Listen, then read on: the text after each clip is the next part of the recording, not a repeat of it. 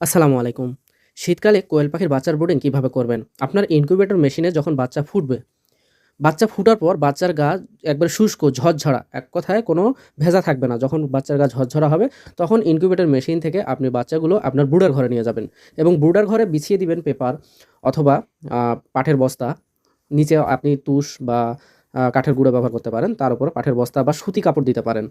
পেপারে অনেক পাখি প্যারালাইজড হয়ে যায়। তো এটা ব্যবহার করলেন এবং ব্রুডার ঘরের টেম্পারেচার হবে আপনার ৩৫ ডিগ্রি সেলসিয়াস তাপমাত্রা। আর শীতকালে সেটা ৬ থেকে ৭ দিন পর্যন্ত এই ৩৫ ডিগ্রি সেলসিয়াস তাপমাত্রায় আপনাকে মেইনটেইন করতে হবে।